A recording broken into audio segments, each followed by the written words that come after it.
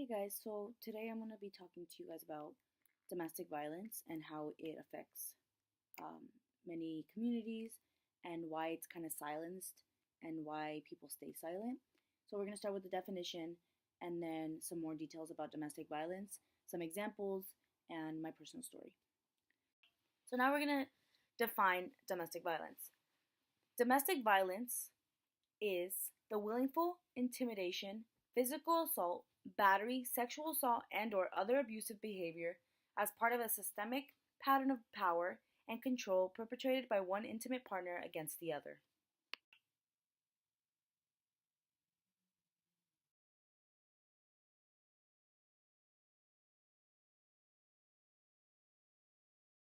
Now we're going to define direct, cultural, and structural violence. Direct violence is anything that makes a person incapable of doing something psychologically or physically.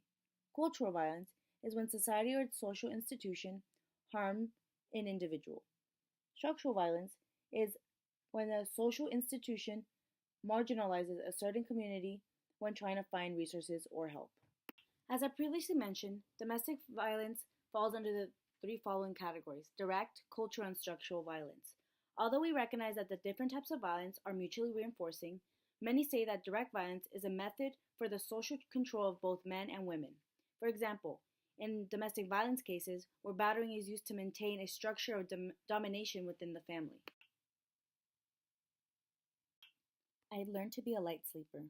I woke up to the usual destruction. My dad cursing out my mom in Spanish and addressing her with all disrespect. My little sister was still asleep, but beginning to stir, meaning she'd be up soon. Then the chaos began. I saw my mom running from the kitchen to the bathroom, slamming the door and locking herself in. I could hear her crying while my dad attempted to open the door. He insisted on reaching her. Unsuccessfully, he paced back and forth, screaming and angrily punching the granite countertop. My aunt was shaking, saying she was going to call her dad in the back house. My uncle ran inside and tried to calm my dad down, but seeing it wasn't working gave me the all too familiar signal, start packing. My uncle blocked my dad from me as I ran outside with what little I had managed to grab and went straight to the car. I locked the car doors after the rest of the family got in. We waited a second, not sure where we would go, and I ended up making the final decision. We would be staying at my uncle's house. It started when I was very little. The heavy drinking and the yelling wars. Both my mom and I were unable to say anything because saying a word caused him to act irrational. Instead, we would pray that he wouldn't exceed his drinking limits, causing him to pass out or die. I've been around alcohol since a very young age. I knew it was a drink for adults and it caused people to sing and dance in an uncoordinated manner.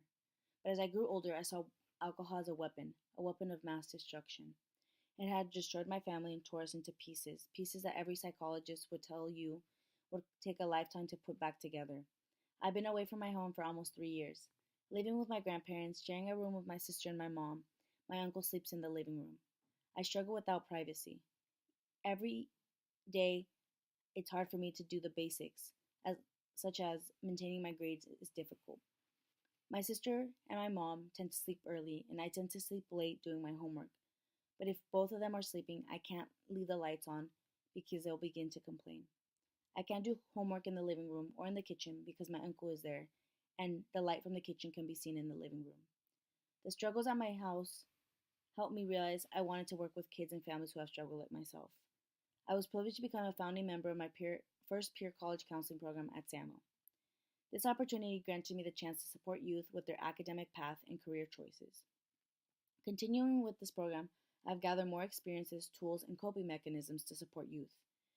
Becoming an occupational therapist or a school counselor will fulfill my dream of working with youth to cope with physical, mental, and emotional troubles and erase the stigma of mental illness within the Latinx community.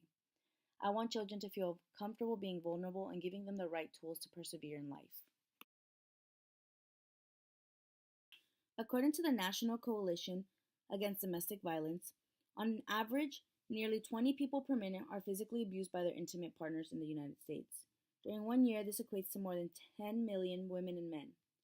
1 in 4 women and 1 in 7 men have been victims of severe physical violence by their intimate partner in their lifetime. On a typical day, there are more than 20,000 phone calls placed to domestic violence hotlines nationwide. Intimate partner violence accounts for 15% of all violent crimes. To finalize this, I just wanted to say that domestic violence can be affecting anyone around you. And you have to be very conscious with what you say, what you do, and make sure you understand what your friend or family member might be going through.